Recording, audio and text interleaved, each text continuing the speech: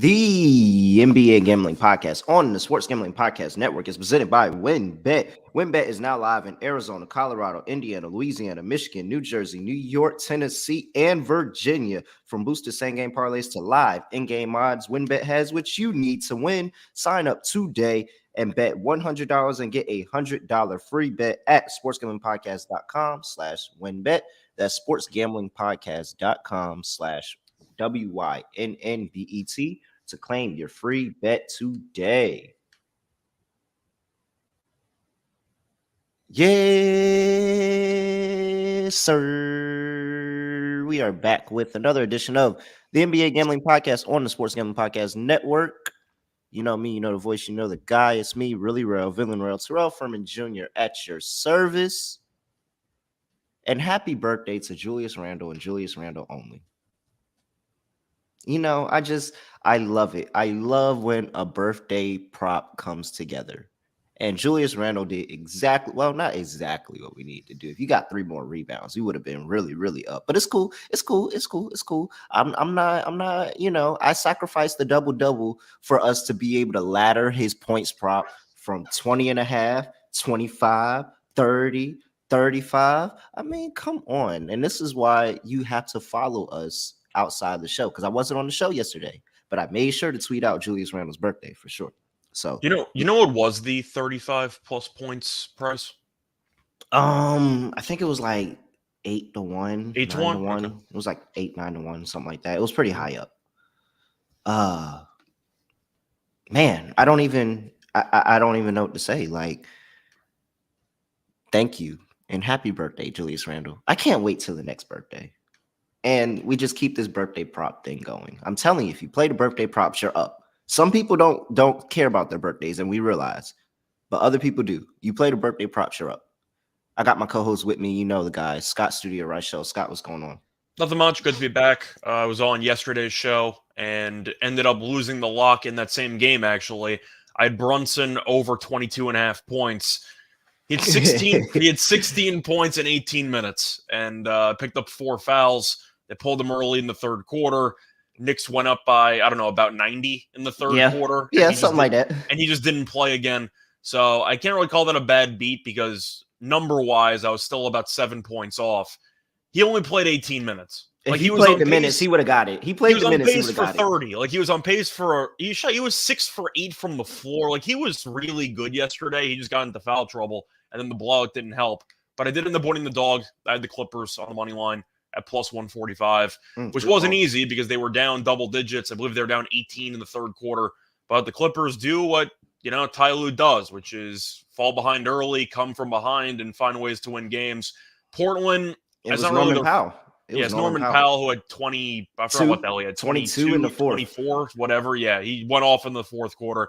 I can't even blame Portland, though, because the main criticism from that game is they need a closer, but they're missing their best player, who is one of the best closers in the league. So the point is Portland was just shorthanded, and the Clippers are more accustomed to it. But Simons played well. Grant played well.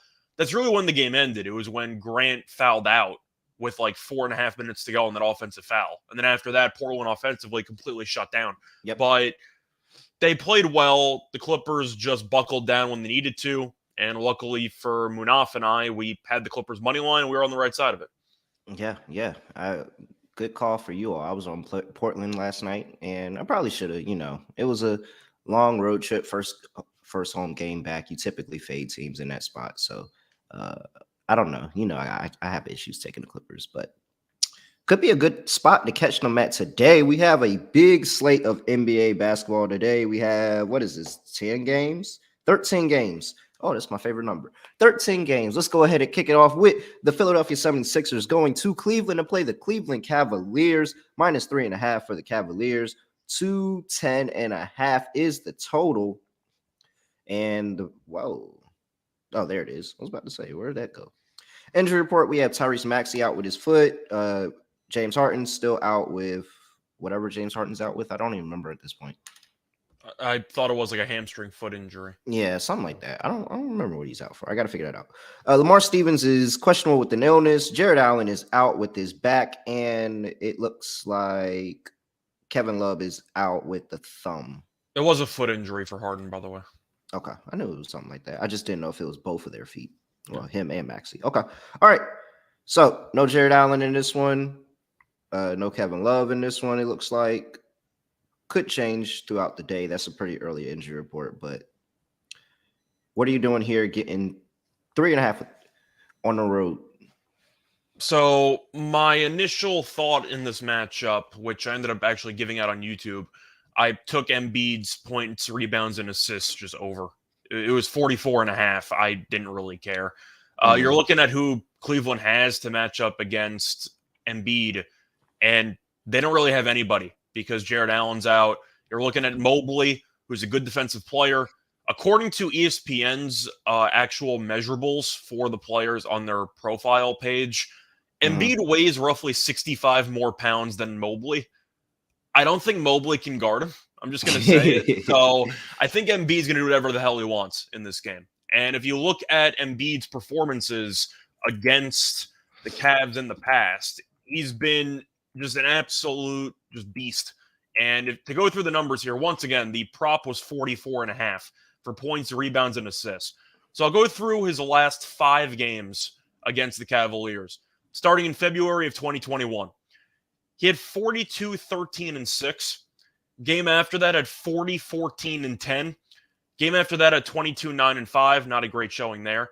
Game after that, 35, 17, and 5. Game after that, 44, 17, and 3. I don't think Cleveland can guard him. So I took the over on Embiid stuff. I think he's going to have a massive game. He could go for 40 because Philly's going to need to use him every possession. It's not as big of a mismatch as it was against Utah when he went for 59. But Cleveland really doesn't have many quality options at the center spot because of the injuries that they have right now. How does Embiid not go off for a massive stat line in this game? I don't know. I don't know. And this is the game. Like, you're playing a team that runs a slow pace. You want to run a slow pace. They're not going to try to speed you up at all. You know he's going to the line 25 times in this game. Like, it's just going to happen. Like there's very well, you may get them into early foul trouble. It's a lot of stuff. Like, I don't know how you're not on everything, Joel Embiid. Your first bucket players, first basket players, Joel Embiid, first basket. I mean, I know it's chalked up and probably sitting somewhere at like plus 250, maybe 3-1 right now. But you can go for a method and get greedy if you want to go for like free throw. Like, he gets fouled on the inside, or he just go ahead and gets the layup. Like, that's what he does. So yeah, no, I expect Joel Embiid to take over this game literally from start to finish. And it's really going to be it. I think the handicap here is, does Donovan Mitchell and Darius Garland against that backcourt of the 76ers, which is okay, not really, nothing really to hype about on the defensive end, do they offset that with their level of scoring? I think it's tricky because Philly's actually been playing pretty well lately. I can't say that they're a great team on paper, but they play hard. Yeah. Which is, still... They get after it defensively. They get after it, and some teams would roll over if their best 2 players were out and Embiid's back, which helps. But the Sixers definitely want to make it an ugly game. But I do think when you have basically a guaranteed bucket every time down the floor, and that's why I also want the rebounds and assists attached to it. It's because Embiid's assist numbers have been good lately because they're going to start double teaming him midway through the third quarter once he has like 25 points. So I wanted that to be attached too. But I just think at the end of the day, if you're looking for a spot to potentially take an underdog, but you're kind of just blindly backing one player to carry the entire team to a win, I'd probably lean to Philly. But I feel a lot better about the Embiid props because if Philly's going to win, it's a masterclass performance by Embiid. Yeah, I think this is a closer game. I'm not really one that wants to back Doc Rivers' late game situation, but I really don't want to kind of back this Cleveland Cavs team right now, late game situations, especially in a close game. They just kind of folded recently. I mentioned it about Bickerstaff for like over a month at this point. They're not the greatest team to actually close in the fourth quarter. Yeah. So give me the points. I'll take the 3.5. And to the total, I just seen it move down to 209.5 at some books, but 210.5. I mean, we have to go under, don't we? Don't we think this is like a bar burner of a 90, 95, 92 kind of game? Yeah, and just it might sound a little bit counterintuitive to take the Embiid overs and also like the full game under, but a reminder that the Sixers had a 105-98 win against Utah and Embiid at 59 points. Like, I don't think it really matters.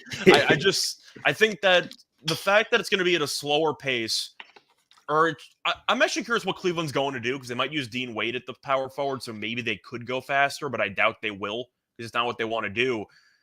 It being in the half court is actually helpful because you want Embiid to actually have the ball in his hands all the time. And if it turns into a track meet, he'll just be exhausted. Like, I think that it's actually going to work itself out for game flow purposes where Embiid can be comfortable and he should be able to do whatever he wants. And even when they start double teaming him, Utah did that too. And he would immediately pass it out, get the ball back, and go quickly, and they still couldn't stop him. I just think Embiid's going to have a massive game here.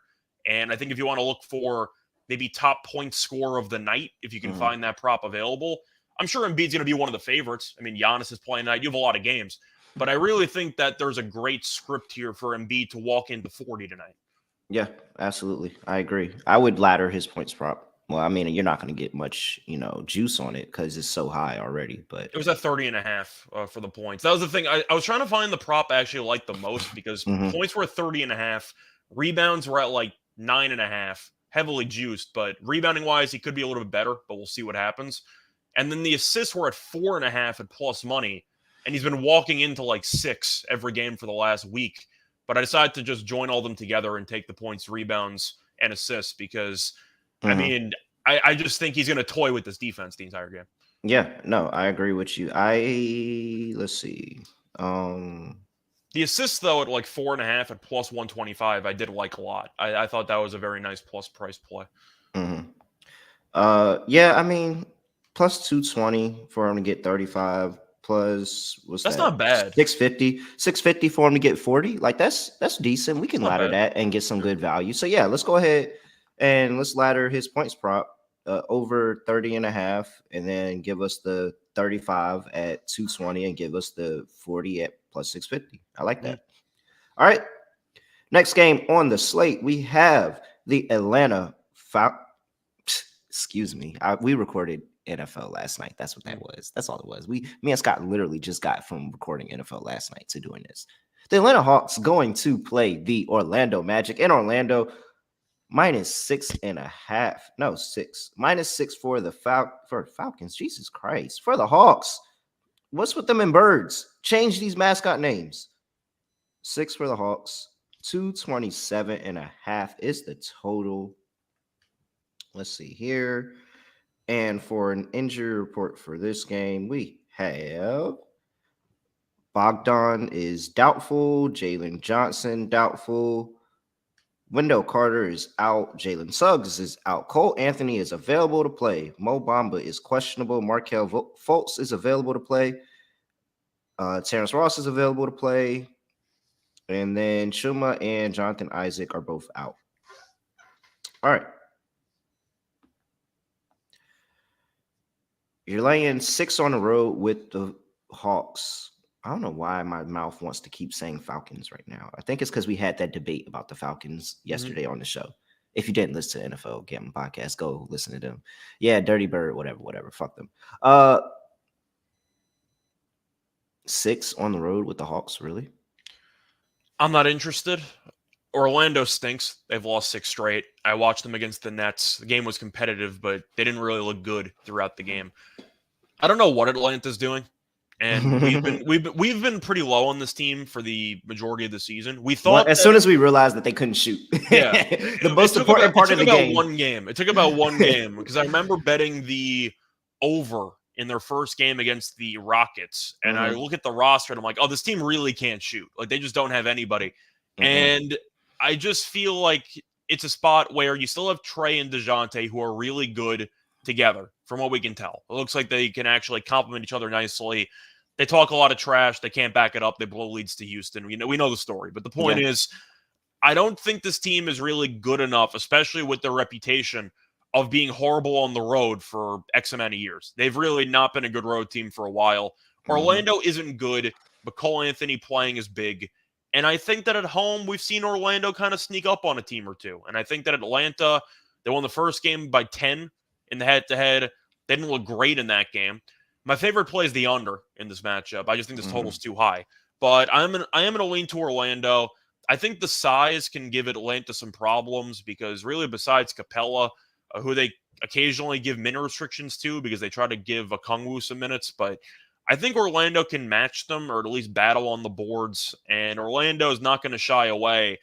The issue Atlanta has is they try so hard to be front runners because they trash talk whenever they're winning by a lot, and then they always punt the game, like every Yeah. time. They just can't sustain a certain energy when they go up a lot of points and they blow it afterwards. So for me, I'm going to go with Orlando. They're at home getting points.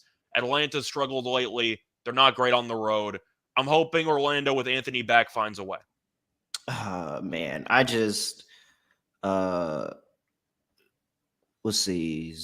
We're talking about Embiid points ladder. Yeah, PRA ladder. I don't know if you can ladder I don't that. think If you you can can, ladder that, but even if you could, I think I'd rather just take the points because yeah, if he's going to go over like let's just say it's 50 something, and if you could find a ladder for PRA, it's probably because he scored like Embiid's 30. walking into 35. Like Yeah, that's he kind of he how it's going walked to go. into those points, But so I I think took we the would just do the regular points, points. rebounds, and assists because there is a script where Embiid could only score 25, but he still gets 17 rebounds because they have enough size, and that's kind of why I took it. So I just feel like that was a safer approach.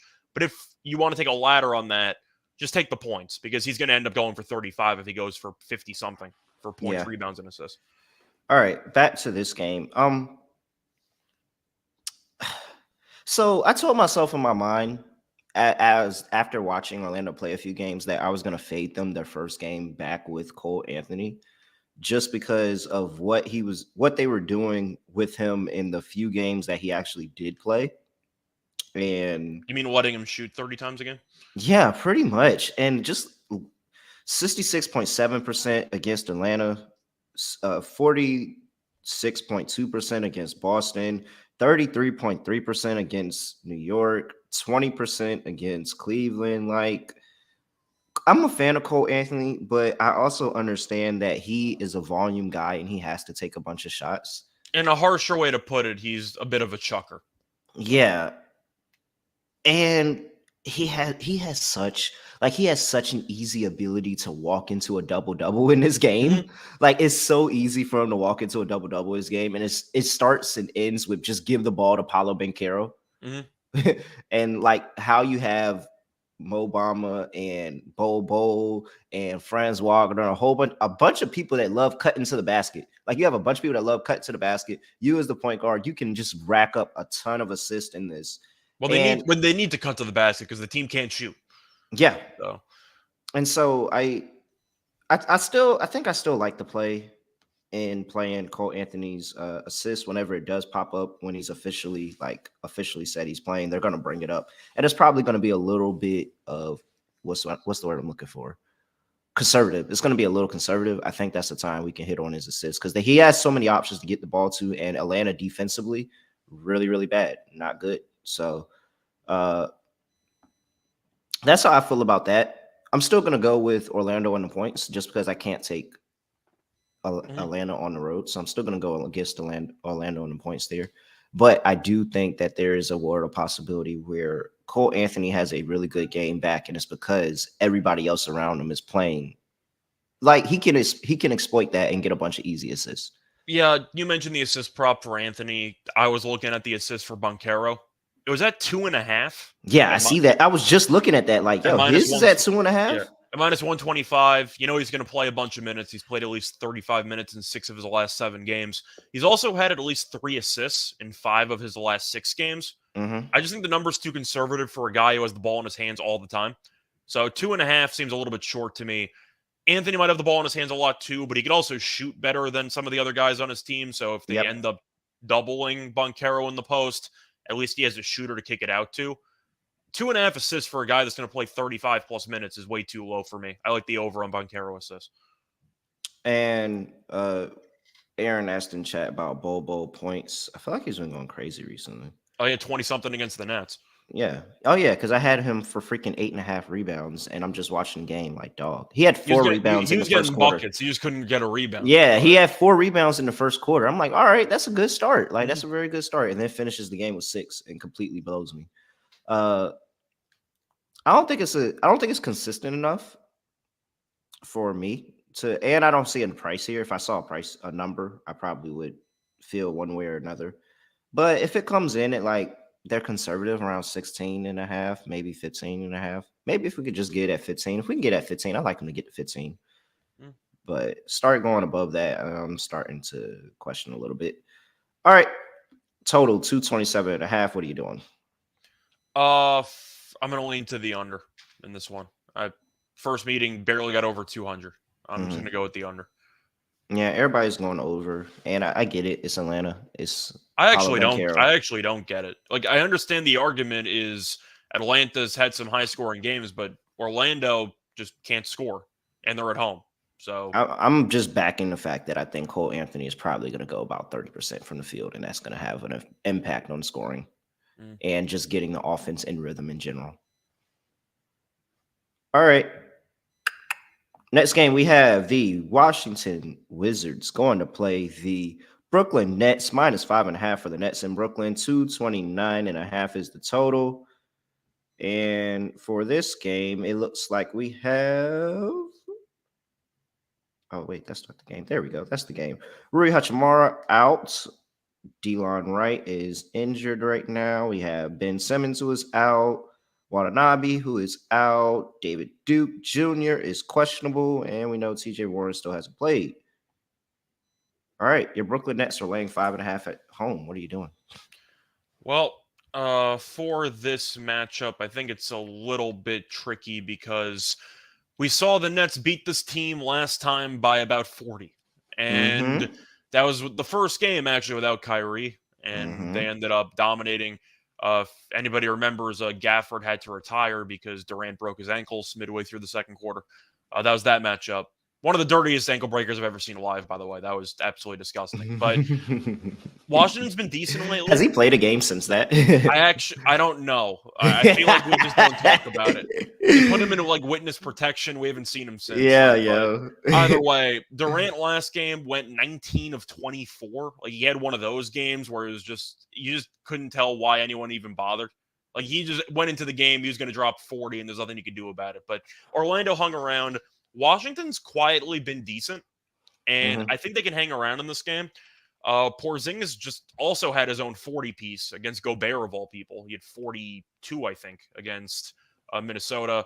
You still have Beal. Kuzma's been good this year. The Nets are a team that are annoying because you just assume game in, game out, they're going to be good and then they're bad. And when you think they're going to be bad, they're going to be good. But Simmons is injured. I'm assuming Simmons is not going to play because he's kind of banged up. he's out right now. So, yeah, so he's out and he's their best defensive player. So I think you're going to have some problems on the defensive end because we know Kyrie's not guarding anybody. And Durant's usually a decent defender. He's a little bit overrated as a defensive player because Mhm. he's just a good, I'd say, help defender for blocking, but he's not a great defender by any means. I think he's fine. It's because he's so long. He's so It's because long, he's and he long. can, yeah, That's what I'm saying. Yeah, a but lot I'm of just lane. He saying can get in the in passing general, lane. He can yeah. get in the passing lane. He can He also disrupt you at the he also rim. reaches a lot though. Like he finds himself out of position all the time because he tries Mhm. to reach for the ball. I like the over in this game. I think you'll see points, but I will lean to Washington. I lost money on the Washington game when they lost by 40. I'll just admit it. I had Washington in that game. I got to assume after they got embarrassed on their home floor, this is kind of an important game for Washington that they might have circled on the calendar because I'm sure they didn't forget about getting killed in No. this matchup. So I'm going to go with Washington. I think the line might be inflated because of what happened the last time they played. But with Simmons being out, they can't guard anybody. I think Washington could have a good game offensively, either Porzingis or Beal. Beal could go for 30. It wouldn't surprise me. So I'm going to go with Washington. I think it's a nice spot to get some revenge for what happened earlier this year. All right. I think I'm gonna go with you. I think I'm gonna go with you because I like the spot. I think it's a really good spot for them. The fact that they are. This is what probably the healthiest they've been this whole year. I mean, we're Yeah. only talking about Rui is out for them, and normally they have a couple of guys out. So this is one of the more healthier games they've been in this year. I think it's a spot that you do want to get up and go play this Brooklyn team. And you're looking at them and you're like, yo, we were missing multiple guys in that game last time. And I know you were missing one of your guys, but we could have put together a lot better effort than that. You only scored 86 points. Like, I got to think they I come think back and try to Washington bounce had back. everybody. Like, I think that was the worst part. I think they had everyone. They just sucked. Yeah. Yeah, that's really bad. All right. And to I'm answer with Aaron's you. question, have they been bad with Beal? They haven't been great. I mean, they're 11-10 overall, so they're kind of somewhere in the middle. They're a little This bit is where we better. thought they'd be at. Like, They're a we didn't little think bit they better would. technically without Beal this season, but it's still early. But the Yeah. point is, if you can't guard Durant, which you can't guard Kyrie, which you can't, you need to score. So I think Beal and Kuzma and Porzingis can kind of at least somewhat match what the Nets are going to do offensively. But after you lost by 42 at home to the same team earlier this year, this Mhm. game has to be important for the Wizards. I got to assume so, at least for pride purposes, don't you think? Yeah, no, yeah. And I mean, I think that they have the ability to take over this game with scoring. They just couldn't score the last time. Like they can really like impact this Brooklyn defense and score the basketball. And now that Kyrie's playing in this game, that's actually helps you out a little bit because who is Kyrie guarding? So I mean, I think there's a world of opportunity for them to really take advantage of this game. I'm gonna back Beal and the Wizards today. I think Beal has a pretty good game. He attacks that backcourt today. Mhm. All right. Next game. Oh, total 229 and a half. It's jumped up. It opened up at 223 and a half. And I mean, it's for the reason that I just said. I think the Wizards are going to be able to score. I don't know if I can take this total after missing 6 points, though. Yeah, I'd lean over, but at this point, I think it's just a pass. Maybe Yeah. Wizards team total over if you think they get it done. But Yeah. All right. Nothing else for that one.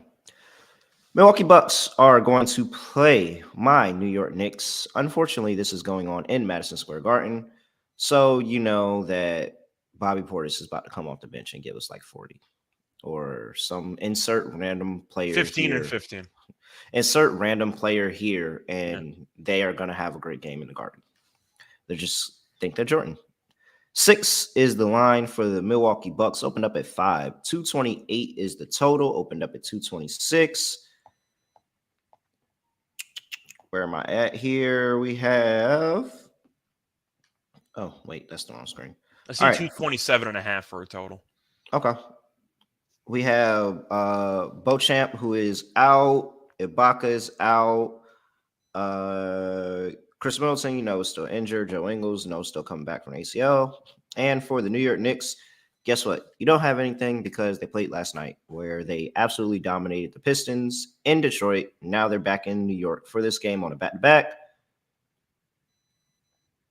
It's a favorable back-to-back, though, because none of the starters played in the fourth quarter. So. Very much so. Very much so. Milwaukee has won 4 of the last 5 meetings, including 4 straight, covering every single one, plus 3.5, -6, -9, -6.5. Last 2 games have gone over the total. And again, they played one time this season already. That was in Milwaukee. That was the -6.5, 119 to 108. Any buy for the Knicks today? The argument would be that people are going to overreact to the back-to-back, and the fact that the Knicks shouldn't really be that tired because they dominated the entire game. And Brunson, for example, played 18 minutes. So Glorified pickup game. Yeah, I think the only concern right now, if you want to back the Knicks, is that Randall will still be on a bit of a heat check after yesterday, and he might just go 5 for 20, and that just might be like it might be an awful Randall game. We'll see what happens, but I like Milwaukee in this spot. They're just a much better team, and we've roasted the Knicks defense all season long. They were good yesterday, but Detroit we know is usually bad. But you're looking at Giannis, you're looking at Lopez, you're looking at Portis. I got to assume Milwaukee just cleans up on the glass, don't they? I know Mitchell Robinson played yesterday for the Knicks. He's a good rebounder, but still, I just It's think too many Milwaukee bodies. has too many bodies, too much length on the interior. Drew Holiday is also a very good defensive player. Grayson Allen randomly hit like 7 threes in the first half against Chicago last game, and he was incredible. That's not going to happen again, but still, Milwaukee's just the better team. and they've owned this team historically. And you mentioned it's MSG, so you're assuming role players are going to step up and have great games. I'm going to take Milwaukee just because I know they can't stop Giannis. Portis and Lopez should do whatever they want as well in the interior. I expect the Knicks to get demolished in the rebounding battle. That's the story for me. I'm going to take Milwaukee. Yeah, so just some stats from the last time they played. Very rough time out for the Knicks. RJ Barrett was the leading scorer, so it was a rough day. And 14 and 12 for Julius Randle, 13, 3 and 2 for Jalen Brunson. What was Robinson, Randle's shooting numbers in that game? 3 for 10. Okay, all right. And Mitchell Robinson actually played in that game. Rare Mitchell Robinson game. He had 9 boards. Other side, and you go look, and Giannis had 30 and 14. Brook Lopez had 14 and 11. Bobby Portis had 12 and 12. Like this is 3 separate players with double doubles for rebounds. Yeah, and then that's not even all of it. You got 7 players in double figures. And the crazy thing is they didn't have a good shooting day. They shot 38.5% from the floor. By the way, Giannis was 1 assist away from a triple-double in that game. Yeah, I did miss that. Okay, I mean, it's a short number. Yeah, it's a short number. I'm gonna back Milwaukee here with the rest advantage, and the Knicks coming off a back-to-back with travel, especially in a game where they just dominated the Pistons as they did. I think this is a nice humble spot. Do we like Giannis points going over in the Garden or rebounds? I mean, it's hard to go against them. I'm quickly trying to pull up a triple-double price. Yeah, it's hard to go against see them. it. I mean, he was 1 assist short last time out. I think that there's definitely a possibility Giannis goes for a triple-double. Let me just see what the price is. If the price is anywhere above like 10-1, I'll take it. But let me. It might be 7-1. It is 13-1. Okay, I will take that. All right, so Giannis triple-double at 13-1. I think you'd agree that's just a good price. Yeah, it is. It is a really good price, to be honest. So yeah, I like that. And what was the last thing I was looking at? Yeah, Holiday did play in that game. So even though Drew Holiday was playing in the game, Giannis still had 9 assists. And you mentioned the shooting numbers for Milwaukee. I mean, he was 1 assist away from a triple-double, and they only shot 38.5% from the floor. They only shot 29% from 3. So if they make a couple more shots, Giannis gets there easily. And the points and rebounds should be there for Giannis automatically. So I'm actually curious if it would be a better play if I could just take the assists. Like, I'm curious what 10 plus assists is. Probably not 13-1, but I'm just curious what that price would be. Giannis 10 assists is 10-1 alone. So, I mean, maybe if you include like alternative rebounds, you can go for like 12 rebounds or something. Yeah. Yeah, sure. I can't pinpoint who's going to have the crazy game. Somebody's going to go off, but I'm backing the Bucks. By the way, just taking Giannis 10 rebounds and 10 assists, it's 14-1. So just a reminder, if you have options for triple-double or you can just bet alternatives for rebounds and assists, always compare the prices because sometimes you'll find a better price for rebounds and assists parlayed together than the actual triple-double. I basically found 14-1 for Giannis triple-double. I'll take that. Yep, absolutely. All right. 228 is the total. First game landed 227, and neither team shot over 40% from the floor. I think I have to lean to the over. I don't feel great about it because I think the Knicks, they're a terrible defensive team. I mean, I guess I kind of have to take the over. But they had 46 points in the fourth quarter of the last meeting to send this under barely. Each of the second and third quarters each had over 61 points. So I do expect to see a lot of scoring in this game. But when both teams shoot below 40 and you still get 227, I'm going to take the over and expect one of these teams to shoot a lot better. I'm going with the over. 69% of the bets, nice. 84% of the money. 69% of the bets is on the over. 84% of the money is on the under. However, we have 2 points of value going towards the over. So a little bit of reverse line movement there. I'll back the over as well. Next game on the slate, everybody's favorite. The Miami Heat is going to Boston to play the Boston Celtics. Opened up at -8, now sitting at -9. 224.5 is the total.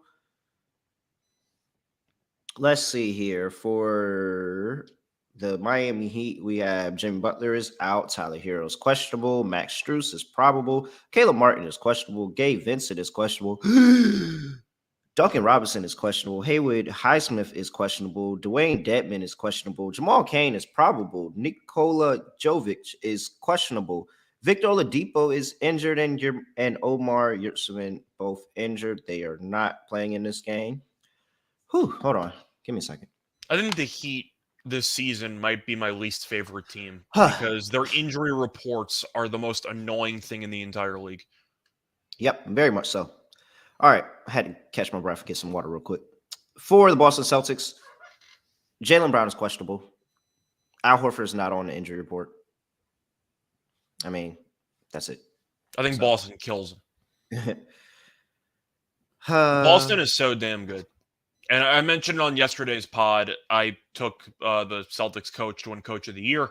I mentioned it with you about 3 weeks ago at like 7-1. Now he's down to like 250. This team is incredible. It really just doesn't even matter. They're missing Jaylen Brown. They're missing Tatum. Who cares? They're just going to find a way to win games. Miami's missing so many guys, and it's in the Garden. I think Boston buries them in this game, especially after, they've had some wars in the past. They had the 7-game playoff series last year. Is anything besides the fact that Boston has a personal vendetta against you? Would anything stop the average person from taking Boston because this team has been just an absolute world beater for the past 3 weeks? I think you should be concerned because of the fact that you see this happen with the Miami Heat literally all the time, that they have a disgusting injury report and you have no idea who's playing, and they start getting a big number on the road as a dog, and they just find a way to cover. I get it. I just think Boston is clearly the best team in the league right now, and I'll probably back Boston. But I guess the argument is, do you think Jaylen Brown's potential absence is baked in or not? Like, if Brown's ruled active, does the line move to 11? Probably so. Okay. I don't. Yeah. It feels like it should. I don't think that it I think it should, but I'm going to lean Boston. This team has been just an absolute moneymaker. I'm going with Boston.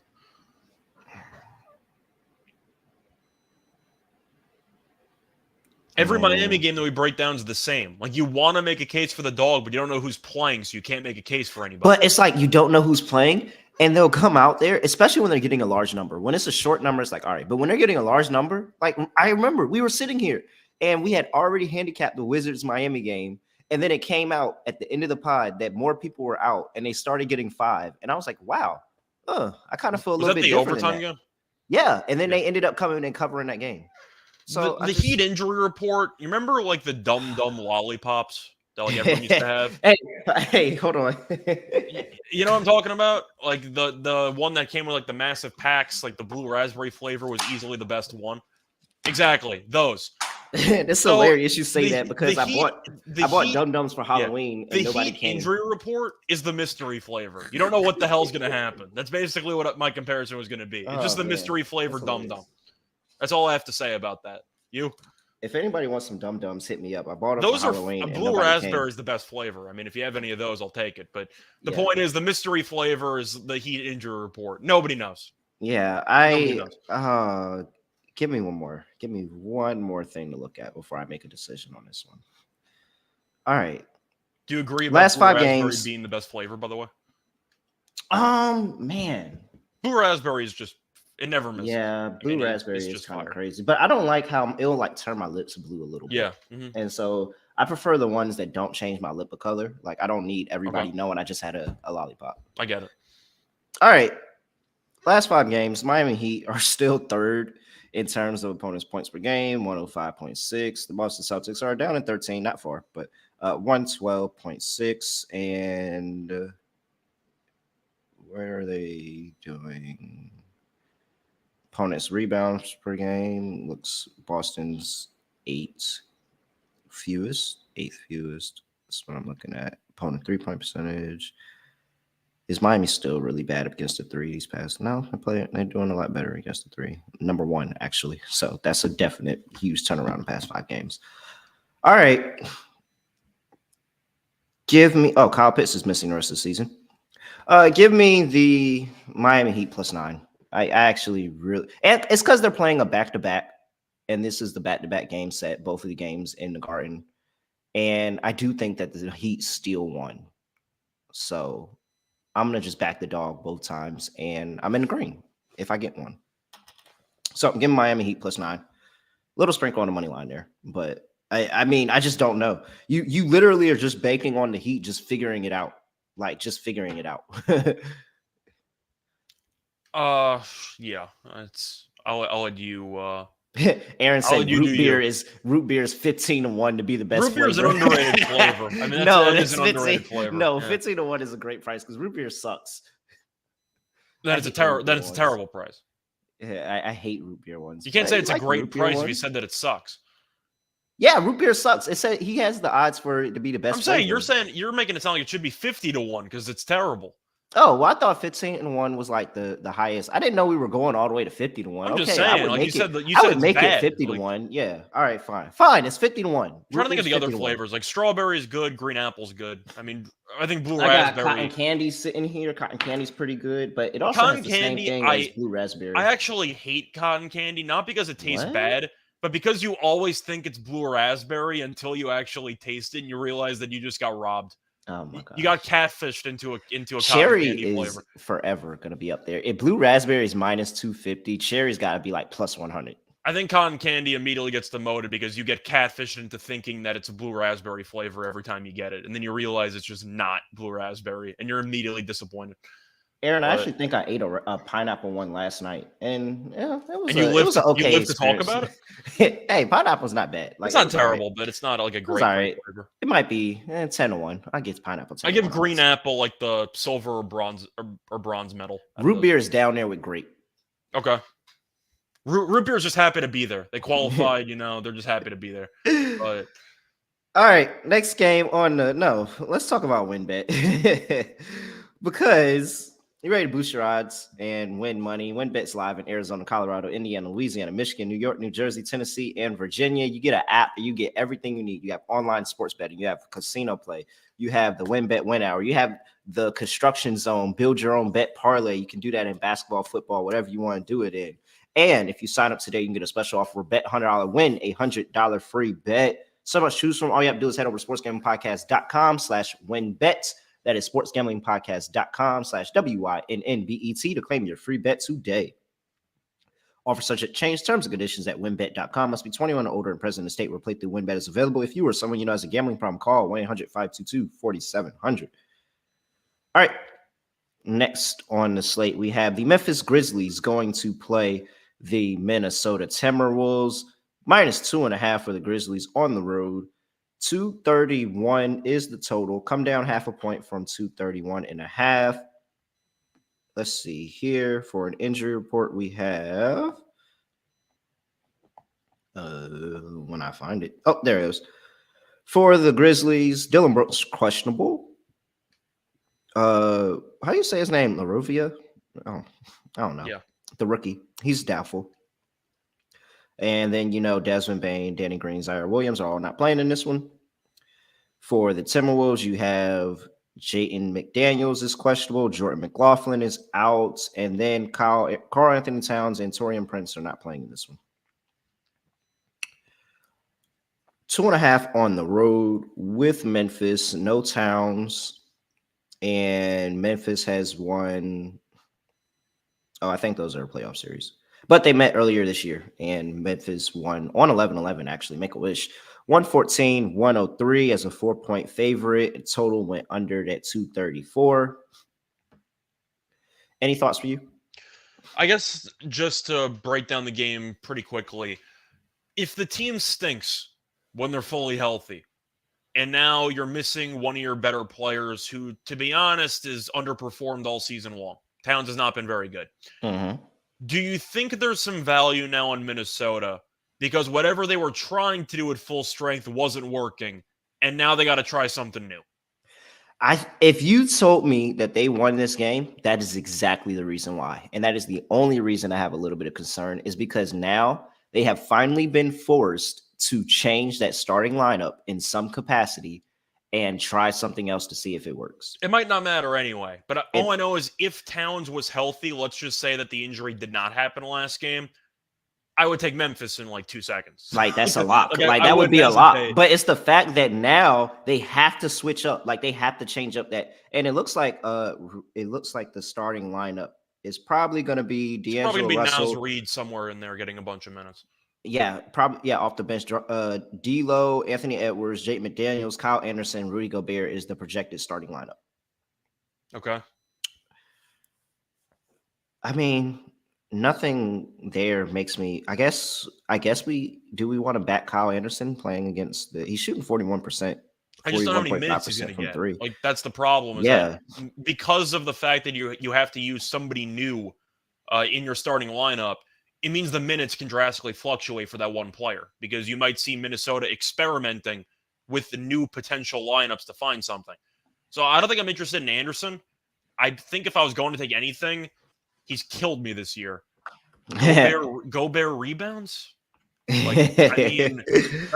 was awful against Memphis in the first meeting. He hasn't been good rebounding lately, but you're just assuming with Anderson at the power forward spot to start, you probably have to get at least 15 rebounds from Gobert in this game. Like, I don't know why he's on the court if he's not going to get 15 rebounds or so. So I guess I'm on Gobert rebounds, but I really don't like. He just annoys me. He never wins bets for me, but I guess I have to lean that way. For shots, are you going with Edwards? Because with Towns being out, there's a lot of shots up for grabs there. Mm-hmm. And Russell and Russell and Edwards are probably going to hog most of those shots. Are you blindly looking towards like 3-point shots for both guys? Is it Memphis? Who is the random team that D'Angelo Russell just randomly gets off against? Is it Memphis? I know he had a bad game earlier this season, but there was like one team that he ran. Yeah, it was Memphis. So regular season games last game he had 4 points. Prior to that in the regular season against Memphis, 37-9, 29-6, 27-5, 41-7, 30. No, wait, that's minutes. I'm reading that wrong. Sorry. It's right next to each other. 37-9, 29-6, 28-5, 30-7, 22-14, 25-8, 34-4. And that last one was when he was with Golden State. But are we laddering points? Is that I mean, he had 4 last game. There's no Karl Anthony Towns. It has to be D'Lo, doesn't it? With that history? It's either him or Edwards, but I think I'll take a chance on D'Lo. I was going to say D'Lo has had the ball in his hands more this season than Edwards, which might be why they suck. But still, I'm just saying, based on what we've seen up to this point, we have seen D'Lo take a lot of shots. So I do think that the volume should be there. Mm-hmm. And you look at Towns' performances, he was better offensively. I mean, he had attempted at least 14 shots in almost every game for the last 2 weeks. I believe there's 2 exceptions there. And 3 exceptions, and one of them he got injured in. But the point is, with him no longer being there, they're going to have to disperse the actual shots amongst the rest of the team. So Russell might have a good game. I think I'll lean Minnesota. It seems it just seems right. Like, of course, seems like the perfect contrarian spot, and we've seen injury reports on short lines destroy the public all season long. Everyone's going to take everyone's going to take Memphis in the spot. I'll be contrarian. I'll lean to Minnesota. If they lose this game, though, then they're officially going to go in free fall. But I will say this because I didn't mention this part, and I'm just now really looking at it. The line opened up at 4. It's down 2.5. Mm-hmm. Give or take about 6,500 bets in where I'm looking at. 68% of the money. 68% of the bets is on Memphis. 95% of the money is on Minnesota. Okay. I'll go with Minnesota. Oh, man. I mean, you said the line dropped 1.5 with Towns being hurt. I mean, that's so confusing. That's so confusing. I was so ready to come up here and lock up Memphis. But I just knew it just seems right. Like, it just seems right. And these two teams, they got bounced by this team. Yeah, they get up for this game. All right, I'm with you. Let's go Minnesota. Plus 2.5. Sprinkle on the money line. I'm on the under. Are you on the under? I think I have to be on the under just because I'm not sure what to expect with Towns being out. And honestly, Towns isn't a great defensive player anyway. So maybe Minnesota can actually start switching more Yeah. because Towns and Gobert together have really been horrible defensively. And that's I really think they why can I'm give like, some different looks. they're gonna have so many questions if they look really good in this game. There's gonna be Mm-hmm. so many questions after the game if they look really, really good. I'm telling you. Like that's just gonna solidify what we both already know and what you've been saying since the trade happened. That this was a terrible fucking trade. I think it's as soon as it happened, I said it might be one of the worst trades in the history of the NBA, and it looks like it so far. And if they win this game with Cat out and Rudy Gobert in, it just helps it more because it just proves. Well, I wouldn't say it proves, but it adds more fuel to the fire that these two just can't work together. It also suggests, though, that Towns is the problem. It's not Gobert, so you kind of have. And I wouldn't say he's the problem. I say it's the problem that both of them are in the lineup Oh, together. I'm not saying That's that the it is his issue. problem. I'm saying you can spin it. Yeah. And say Oh, yeah, the yeah, trade's yeah. actually not that bad. It's just that Cat is not the guy we need him to be. Some bullshit people are gonna go and try to spin that. You know that spin's going to happen, though. You know it's going to happen. Yeah, it is. It is. Oh my gosh. I don't agree with it, but that spin will happen at some point. It's fucking terrible. All right. Next game on the slate, we have the Toronto Raptors going to play the New Orleans Pelicans. -1 on the road for the Toronto Raptors. 222.5 is the total. Come down from 224. And actually, the Pelicans opened up as a -1.5 favorite, and now they're +1. Oh, that's not what I was supposed to be doing. I'm supposed to be getting you an injury report for this game, and I have it right here because Otto Porter Jr. is out. Precious Achiuwa is injured for some time. And Brandon Ingram is out. CJ McCollum is questionable, conditioning coming back from health and safety protocols. Larry Nance Jr. is questionable, and Marshall is questionable. So you're getting one with Toronto on the road. What are you doing here? Are you getting or you're laying? You're getting. Oh, you're laying. You're laying one. I'm sorry. Okay. The main reason why Siakam's back. That's the main reason why the Pretty line much is moved. I'm taking Toronto in this one. I know. And you're getting Scotty Barnes back in this game too. Yes. Yes, you are. So Toronto is at basically full strength. Achiuwa is a bench player, but New Orleans still might be missing McCollum. I watched New Orleans play against the Thunder last time out, and you look at the matchup and you figure, all right, the Pelicans need to dominate on the glass. They have a lot of big men. I know Nance was out. They're missing some guys. We still have Valanciunas. You still have Zion. You still have a lot of options. Hernan Gomez, you could rebound. You still have Jackson Hayes. They really looked awful against OKC, and they almost blew a double-digit lead. They won the game anyway because Shea had a charge call on him with like 5 seconds to go. But the point is, it was a great defensive play. It was. It was a charge. It was a great but defensive the play. point is that the game shouldn't have been that close because OKC is not good, and nobody could stop Zion the entire game. Like nobody, and you still couldn't do anything towards the back end of the game. I just think that New Orleans is a team that I was a lot higher on entering the season. I thought Willie Green would do a better job with this unit.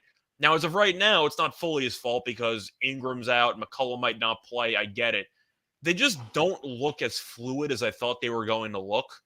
Toronto is a team we know what we're going to get. We're going to get 48 minutes of effort.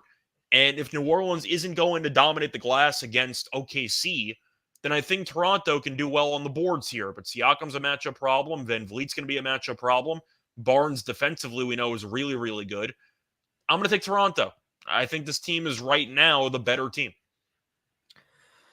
Huh. I know that you were rooting for, some shape props and stuff in that game against the Pelicans, but did you have any takeaways from there? Because I really just was not impressed by New Orleans at all throughout that game. No, I mean, I really wasn't. And I actually, I wouldn't say I balled up my ticket because it's online, but I definitely thought I had a ticket on the Thunder, and I definitely sat there and said, well, this is a loser at some point in the game. And then they were down like 12 or whatever, like in the third quarter. Looked like they were cooked, and then they went away from Zion. They just stopped caring. I'm like, what is happening right now? Why is this a 1-point game with like 30 seconds to go? So, man, I don't know what to do with this game. I'll take OG Anunoby. OG Anunoby's been defensively. I like Anunoby. He has, matter of fact, because y'all were talking futures market yesterday, and You're on defensive player. Yeah, what's his defensive player of the year? Like, he's got to be near the top now.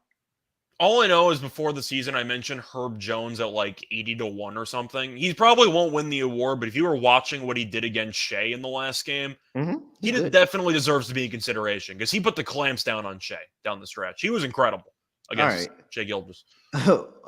Okay. All right. All right.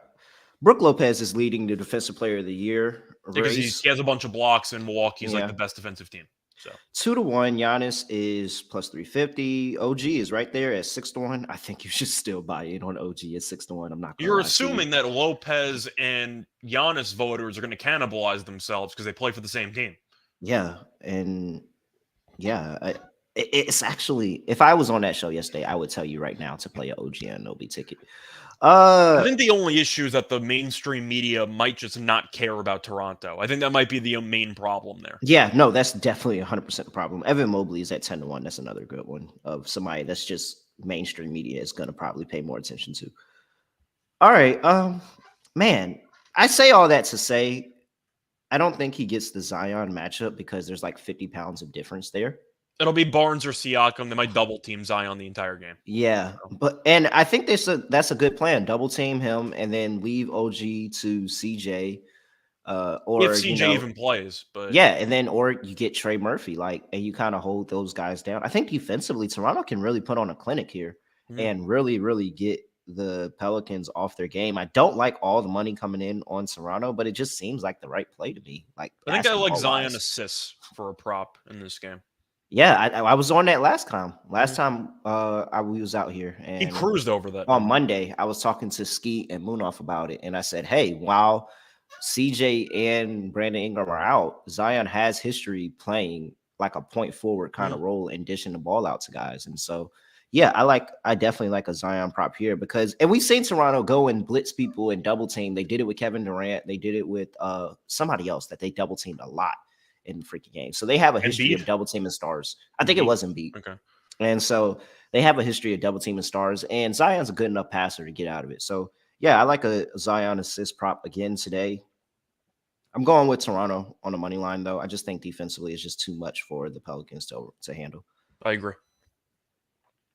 222.5. I'm going to lean under. Yeah, it looks like a lot of money coming in on the over, and the total's dropping too. I lean under as well, just because I think defensively they're going to have. Oh, it's a birthday game for Grant Williams. I'm sorry, that distracted me. I'm sorry, that was so unprofessional. Under 222.5. I think that it's a defensive game for the Raptors and the Pelicans.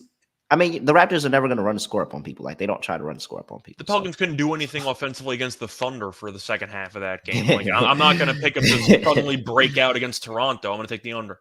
Okay. All right. Grant Williams' birthday game. Sorry. Spin the wagon on that. Appreciate you, Nick, for throwing that out there. Didn't know that. And appreciate the matter of fact, why are we not appreciate the fuck Boston up there as well? So that's very, very good. I'm trying to see if there's any Williams props that you probably got to wait till later. Yeah, they don't even have points or anything because the injury report for Miami is too out of whack. So you got nothing right now. I'll tell you right now how we back him. And even though Miami's been better against the three of the past 5 games, how we back him is taking his threes. And you're going to have to. If he's going to score 10 plus points, he needs to hit like 3 3-pointers. Yeah. So we back him for his birthday prop. I'll tweet it out later when the line comes out and I get a bet in. But when we back him taking his threes, that's how we either the threes, you take the birthday steals prop and you hope he has like 3 steals or something. Like something. You could buy me in a rebounding as well. You could buy me in a rebounding as well. So, oh yeah, we could have fun with Grant Williams today. All right. Appreciate that call out for sure.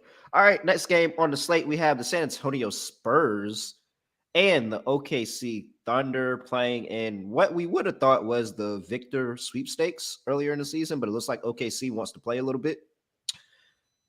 -5 for the Thunder. 231.5 is the totals. Come all the way down, crashing down from 237.5. Injury report for these two teams, and we have Josh Richardson questionable. Bates Dopp is questionable. We have Romeo Langford questionable. Alize Johnson just got signed. Jakopoto is injured. Sochan injured. Wesley injured. And we have for the OKC Thunder, Shea is questionable with that hip. He was limping around at the end of that game. So I'm not going to lie. There's a possibility that Orlando just pulls a fast one and pulls him from the game. They have no issue not playing him. And he was hobbling around towards the end of that game against the Pelicans. He was definitely hobbling around trying to make it through. So there is a possibility that OKC just says fuck it and pulls him. If that happens, I mean, you are going to feel terrible if you have a -5 ticket on OKC and Shea gets pulled. But I mean, with the information we have, can you back the Spurs? No, they're a terrible team. They've lost 8 straight. They are who we thought they were. They're just absolutely getting destroyed every single Great game quote. for the past couple weeks. The game against the Lakers was close last time out. Reminder that AD didn't play. LeBron still dropped 39 on their heads, and they lost the game. I don't think the Spurs are good at anything. And, I mean, you're looking at what this team is known for. Vassell, we know, is a good player. Besides that, Kendall Johnson's fallen off a cliff. He's been terrible for the past 2 weeks or so, and he was their second best player. Yeah, I don't really have much to break down for the Spurs. They're just bad at offense and defense. Shea's questionable, so I can't really give any opinion on the Thunder because I want Shea to play if I'm going to take the Thunder. Don't I just blindly lean to the under and kind of just hope that Shea doesn't play? Like, I don't know how else to attack this because the Spurs aren't even guaranteed to reach 100 in half their games. They should in this game, but I mean, the Spurs aren't a good offensive team and Shea might not play. I feel like you lean under, and if Shea doesn't play, you take the giddy triple-double. All right, let me see here. Today is Wednesday, the 30th. Final day of November. Yes. And in a week span from last Wednesday, the Thunder have played in 4 games, and the Spurs have played in 3, with them not playing a game since Saturday. So little significant of a rest advantage for the Spurs there. And that's really what it is for me, and understanding how bad that team is. But you're telling me that this team just went on an 8-game losing streak, and Pop now had that team for 4 days, 4 days in between that, before this game against the Thunder, that we're not sitting here saying that like they're an all-world team or anything like that. I think I got to take the Spurs +5. Right, I think I got to take the Spurs +5 and even sprinkle on the money line there. It just the rest advantage and the fact that I just have to assume that they are going to play this Thunder team a little bit better. Like, they're going to win games at some point in this season, and you gotta either fade them all the way or just pick your spots nicely. And I'm a guy that likes to push my luck and pick my spots, and I think this is a pretty good spot with the fact that that Shea is questionable, and just knowing how OKC has done this man in the past. If he's questionable, he's out. So I'm going with Spurs +5, sprinkle on the +160 money line, and I'll back you with an under. I just don't think it's enough scoring. And once again, if Shea's out, I would look for giddy triple-double potentially because somebody's got to do something on this team. Yep, very much so. I'm on Josh Giddey props as well if he's out. Yep. All right. Next game on the slate, we have the Chicago Bulls traveling to the Valley to play the Phoenix Suns. -5.5 for the Suns. 227.5 is the total. Come up 3.5 points from 224. Injury report for this one, and we have Ayo Dosunmu, who is probable. Alex Caruso, probable. Goran Dragic, probable. Derek Jones Jr., probable. We all know about Lonzo. Chris Paul is out. Cam Johnson, we know he's out for some time. So basically the same lineups. It looks like the same lineups for these teams that they've been playing. Yeah. I mean, it's the Suns in the Valley. It's the Suns in the Valley. Yeah, it's the Suns in the Valley. I don't know what more to say. Chicago beat Utah in their last game. Utah was a favorite, so I'm not sure why the Jazz even showed up because they had no chance of winning. Yeah, pretty much. But Phoenix at home is just incredible. I mean, they're not a good road team, but they had a very nice win there against Sacramento. Booker had 44. I watched that game. That was just a phenomenal showing by him. But Phoenix is right now the 1 seed in the West. They're a very good team, and they're very good at home. And Chicago's 9-11 overall. They're not great on the road. And I just think that the Suns have too much depth. And once again, in the Valley, I'm not going against Phoenix. I just think that that's been pretty much I don't want to say an auto moneymaker, but it's been very, very good. I'll back what's worked. I'll take the Phoenix. Let me see here. And I like Bridges' defense. I think he can make DeMar or Levine work very hard for points. And if one of them has an off game, they might be screwed. So I'll go with Phoenix. Phoenix 8-4 at home. Chicago, little all right, 5-4-1 on the road. It's better than I thought it was, but okay. Yeah, it is better. I thought it was. Let's bring this down a little bit and just see. Well, even better is road dogs, 5-2-1. So Okay.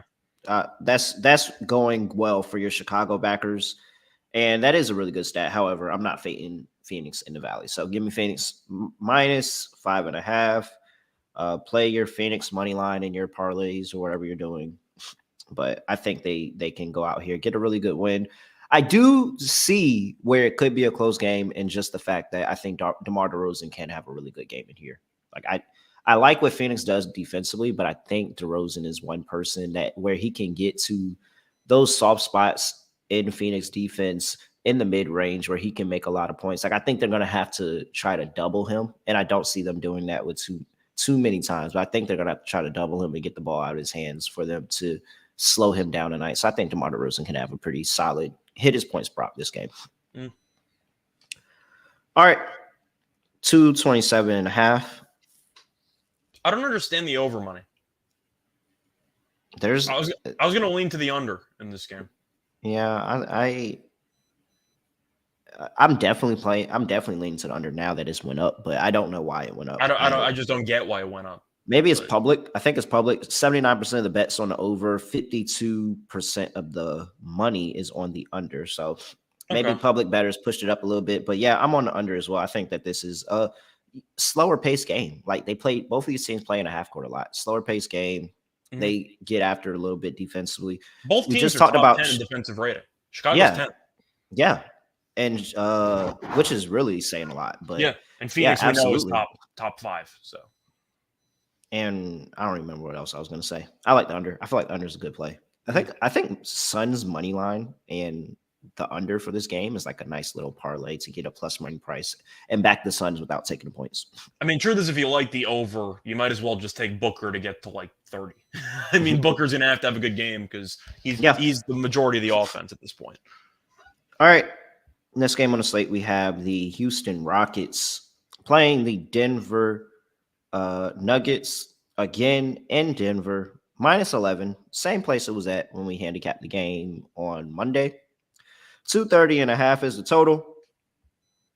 I took Denver last time and I cashed. It was nerve-wracking at first, but late third quarter they blew them out. Yeah, it was like late third quarter, fourth quarter that they just kind of pushed the lead out and ended up covering the 11. And here we are again, head-to-head matchup. I'll let you go because I handicapped this game earlier in the week. What are you doing here? For this one, I'm going to lean to Houston. I just think at the end of the day, when you have an immediate rematch, usually I'll assume, I don't want to say that they're going to split, but I'll assume that one of these meetings, usually the second one, will be a lot closer than the first one if it turns into a blowout. And Denver, we know, is a team that despite being very good, they really look disinterested a lot. Like they really don't care at various points in games. And I could see Houston getting off to a decent start in this matchup as a result. Denver's going to think about the easy win they had last time out. They're going to come out flat. Houston's going to punch them in the mouth. And then Denver's going to have to come from behind. I like Houston in this spot. As you said before, the meeting was close before Denver woke up and just torched them. But the fact is, Houston hung around for a decent portion of that game. And Jamal Murray had his best game in a long time. He had 30-plus points. No offense to Murray. No offense to Murray. I'm not expecting him to go for 30 again. So if Murray just had an absolute heat check game, and now he might fall back down to earth, Jokic will do whatever he wants. They can't guard Jokic. It is what it is. But I'm going to lean to Houston. I think 11.5 is too many points. For two teams that just saw each other, I'll take Houston plus the points. Yeah. I didn't read the injury report. So it's clean for the Rockets. Deshaun Tate, is out for right now. Bones Highland is questionable, and Michael Porter Jr. is out. Mike Porter Jr. and Bones Highland both didn't play in that last game. I don't think. I'm pretty sure. I know for a fact Mike Porter Jr. didn't, but Bones Highland didn't play either. And I was struggling to go Denver that last time. I'm not pushing my luck twice. I'm not doing it. I'm going Houston this time, back to back. Just assume that they play a little bit better. There was a lot of things that went right for Denver. I can't believe how well Murray shot from the floor in that game. He was amazing. Yeah, he looked like himself. Like he looked like himself. So we'll see if he can put multiple games like that together. But Jalen Green, little inefficient that game. 5 for 15. Eric Gordon, 4 for 10. Like that's all right, I guess. But you expect to see a larger contribution. Man, I just love how Kenyon Martin Jr. plays. Like I just Mhm. love how Kenyon Martin Jr. plays, and he just fits the role. And when he's pushed into the starting lineup, he has a good game. But even though he's coming off the bench and getting the minutes, 5 for 9, 15 points, 6 rebounds. I like Kenyon Martin Jr. Uh, all right. That's enough of that for me. We're going Houston. Sprinkle on the money line. Got a back to back game set. Sprinkle on the money line for Houston. I like the over in this game. I don't know why money's coming on the under. They just played. Game landed 240 and change. Yeah, And you mentioned Jalen Green was not very good. Let's assume Murray takes a step back, and let's assume that Jalen takes a step forward. That kind of cancels each other out. it could. I just see points. I like the over in this matchup. When I get these games, I always just go opposite. Especially if it went over the first time, I always go opposite and go under the That's second fair. time. So I'm on the under. I'm going to use that for the spread, so that's why I'm leaning Houston.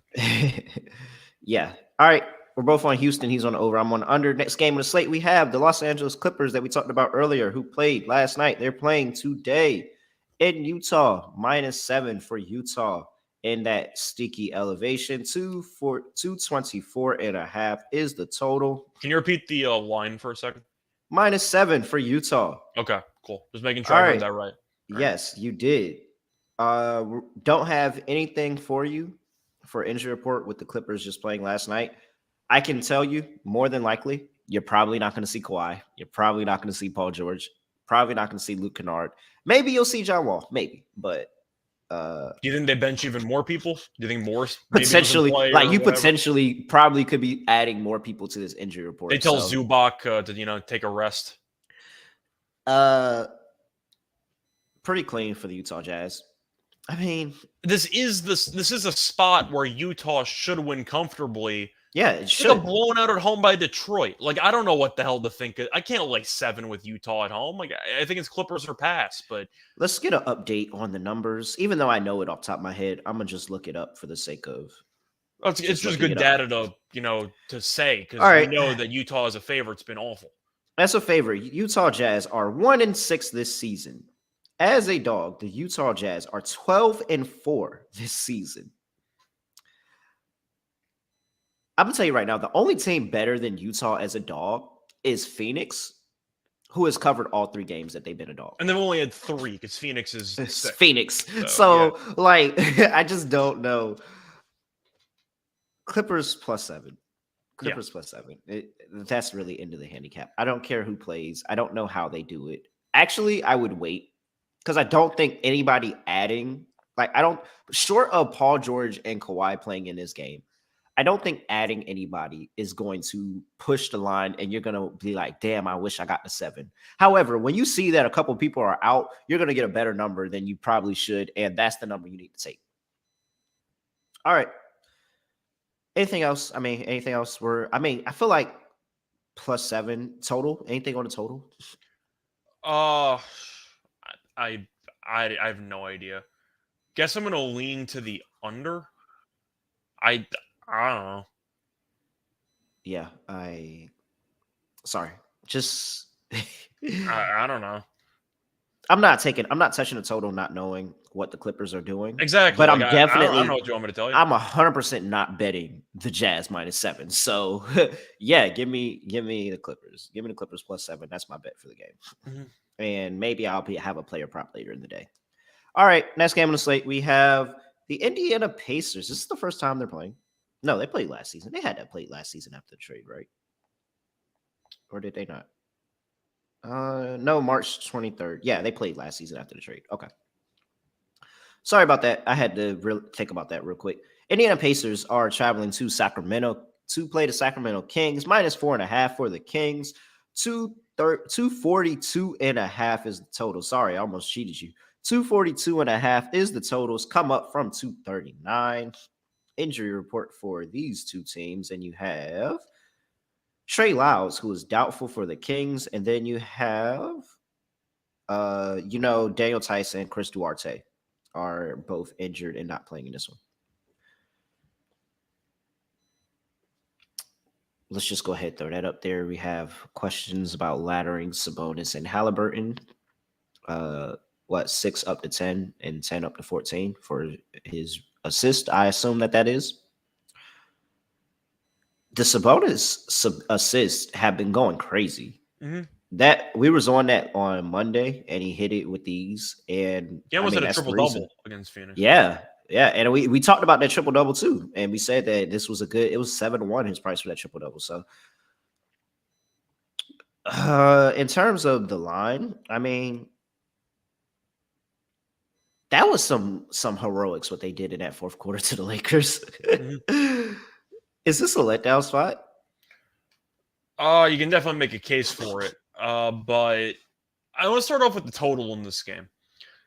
I understand that you look at these teams on paper, the pace, I get it. You want to take an over.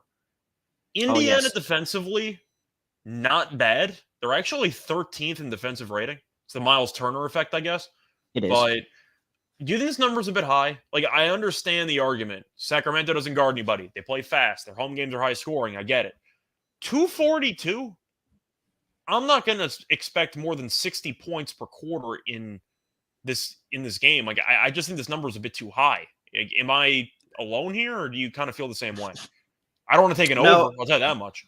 No, I'm with you. I kind of feel the same way. And it's really just kind of understanding how these teams get it how they live. And that's the phrase that I'll say. Get it how you live. And how do the Sacramento Kings get it how they live?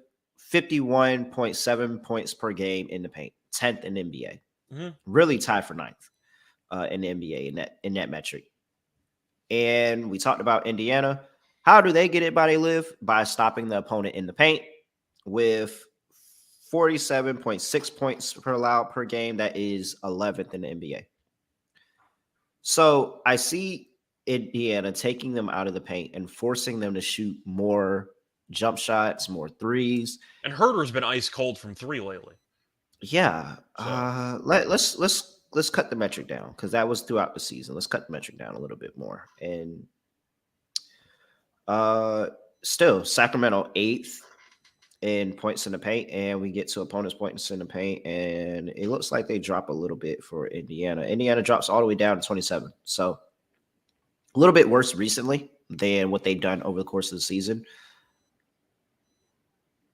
I think I got to go Sacramento, man. But Halliburton's in Sacramento. That's dangerous. Mm-hmm. Like, that's dangerous. He was really upset about that trade. Like, he really wanted to build something special. His assist prop is like 11.5. I don't mind alternatives at like 14. He's had 14 assists in like we took 11.5 last time, and it's still cash. We were like, dog, we remember getting this prop at like 7.5, and it's up to 11.5, and we're still taking it. But he had 14. Like, he just walks into 14 assists basically. I think he had like 8 in the first quarter. I'll tell you right now, if this goes over, Halliburton might be in line for like 16 assists. Like, I think if you want to go for let me look at the actual alternative assist prop, because 14 plus sounds crazy until you look at his recent games. And if the pace is going to be as crazy as we think it's going to be, and there's been a lot of money on the over, 14 assists might be a bargain. Well, let me just see what Halliburton's alternative assists are. 14 assists for Halliburton is 2-1. Okay, never mind. That is just not in. I'm not in. Okay, never mind. All right. I was hoping for like 3-1, but okay, that's just not fun. Yeah, I'll back Sabonis. I like Sabonis props in this game. This is tough because we like Indiana, but I'm not gonna lie. Do you look for like Miles Turner blocks because Sacramento tries to get into the paint all the time? Oh yeah, I would definitely play a lot of Miles Turner in this game, and I think that it's going to be a nice battle. But that paint battle is going to be it. Whoever owns the paint in this game is going to win this game. I'm going to back Sacramento. I think I'm going to lean Sacramento too. They've been good at home. Yeah, 4.5. I'll lay it with Sacramento for the beam. Let's get the job done, Sacramento. For the beam. Yeah, for the beam. For the beam. All right. I want some bonus props. Give me his assist. His assist has been cashing. Like, it's been cashing, and I'm just going to keep playing it until it stops. So I don't know what the prop is for Monk because he comes off the bench. I would take the over on Monk. He's been really good lately. Yeah, he had 30 in that last game. He's been good. All right. Next game on the slate. Last game on the slate. I know we're going over on times. Portland Trailblazers are playing the Los Angeles Lakers in LA. Minus 5.5 for the Lakers. 224.5 is the totals. Come down from 226. Portland just played, so we're not going to get much of an injury report from them. But you do have LeBron, who is probable, and AD, who is probable. I mean, are you laying 5.5 with the Lakers? No, of course not. Like, they beat the Spurs 3 times in a week. Like, congratulations. That doesn't mean anything to me. Like, you're not a good basketball team.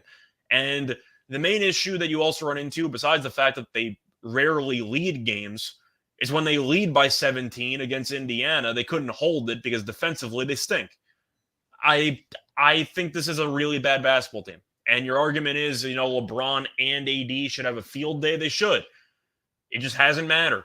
They just are not they're just not a good team. And Portland, I've roasted this team lately. I had the Clippers last night, which worked out. The fact that it's a back-to-back is a bit concerning for fatigue, but it shouldn't be concerning for just emotions. They blew an 18-point lead at home. I think Portland should be motivated for this game. The thing is, the Lakers have been really awful at guarding the three-point line recently, and Simons can shoot. Grant's been very good lately. They have some shooters. I think Simons could have a huge game in this one. I'm going to go with Portland. I will not lay points with the Lakers unless they're against San Antonio. There's only one thing I'm playing in this game. I'm definitely not laying points with the Lakers, but only one thing I'm playing in this game, and that's AD's rebounds. Mm-hmm. If we go on his rebounds total in games that he actually played against Portland, because there is a game in here where he has 7 minutes. And that is actually a realistic possibility. So I'm not going to lie. There is a realistic possibility that he only has 7 minutes in this game. But 10, 7, 15, skipping the game where he had 3 rebounds because he had 7 minutes. But still, 3 rebounds in 7 minutes is pretty solid. 12, 10, 16, 9, 9, 7. So, 14. I had another 14 in there. He does pretty solid on the rebounds. Probably at what, 9.5, maybe 10.5 for this game for AD. Yeah. Let me trying check. To look. I assumed it'd be a little. I assumed it'd be juiced. Maybe. Let me just see quickly. I see him at 12.5. Okay, well that changes. I thought it was going to be higher. Yeah. Okay, you don't have to bet every game. I don't think I'm going to bet this game at all. But if I had to lean, I would definitely go Portland, and I would probably play some combination of Grant and Simons on their points. Maybe Grant, because Simons will probably see some more Patrick Beverley. Patrick Beverley coming back in this game, so I'll probably play Grant. I don't even know if there's value on Simons because his 3-point numbers at 4.5. I mean, that's crazy. Game kind of low. It really is, but he's been good. Oh, shit. Grant is still a 2.5. I still like the over on Grant threes because I believe he had 5 last night. He's been very good from the 3-point line. All right. That's it. That's it for the show. Don't have anything else. Oh, yeah. Lock and dog. Got that for you. For my lock, let me go back and look through the slate. I'm not going to give you Utah because we all know what we're doing in that game, so I'm not going to do that. Let's go with the Milwaukee Bucks in New York. Let's go with the Milwaukee Bucks in New York. Give me the Bucks. Let's take the Bucks first half. Knicks coming off of a back-to-back. Really killed them. Probably shouldn't have as much an effect seeing how the starters didn't play that much, but it's still some travel in there and all that. And Milwaukee's just been a really good first half team. I'll take Milwaukee minus 3.5 in the first half versus New York Knicks. For my dog,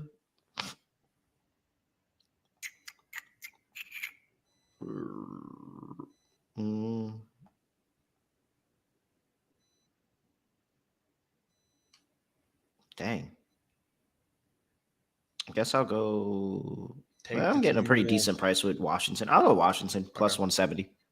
I was kind of hoping you'd take the Timberwolves just for the. No, I'm not doing that. I'm not doing it. I'm going to make you do it. I'm not doing it. I'll take plus 170 with Washington. Scott, what are you doing?